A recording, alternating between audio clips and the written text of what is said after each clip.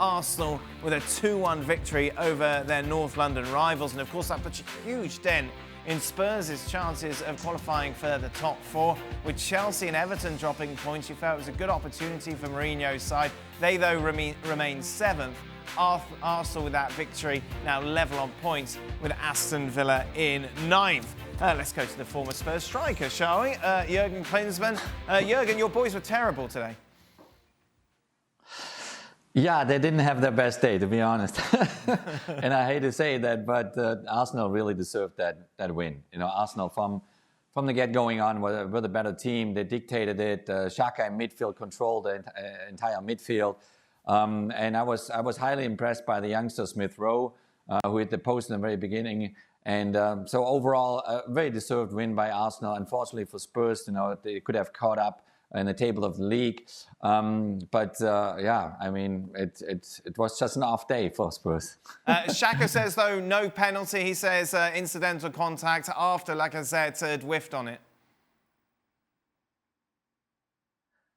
Well, I personally think it was a penalty. I think he hit him then after he miskicked actually the ball. So I think it was totally fine, a penalty. Overall, I mean, Arsenal had far more chances. They hit twice the post. You know, even if Harry Kane at the very end of the game had a beautiful free kick hitting the post as well. But I think Spurs, just today, they didn't deserve a point. How good was that from Eric Lamela, Jurgen? Oh my gosh, you know, I would have broken there my legs trying that out.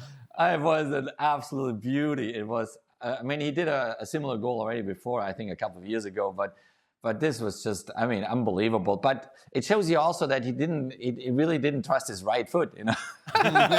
So he rather takes his left foot, you know, bends it around his right foot and hits it there. I mean, absolutely beautiful. But I said, you know, I would have injured myself doing that.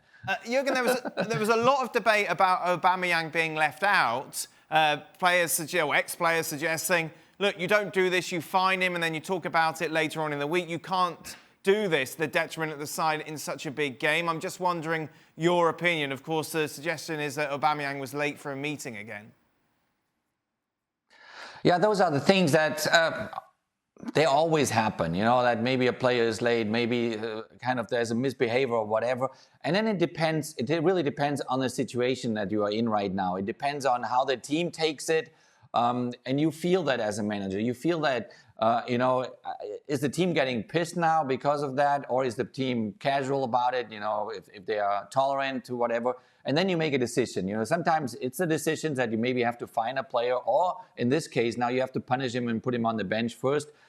Thankfully for them, you know, it worked out fine because Lacazette, I think he played a very, very, very good game and proved a point there. But those are tricky situations for managers, and sometimes you do it with a punishment, and sometimes you just move on and you kind of clarify things in the next couple of days. What do you think, Shaq? A couple of things, Dan.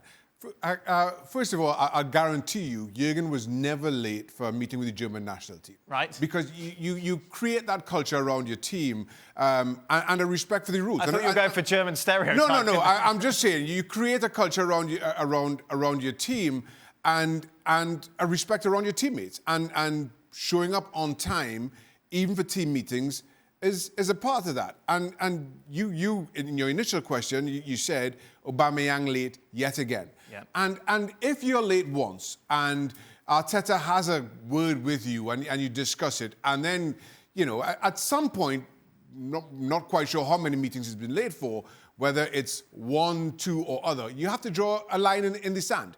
And once Aubameyang crosses that line, you have to punish him, as you say. Otherwise, anytime you give him that kind of slack, that kind of reprieve, everybody else in the dressing room expects the same.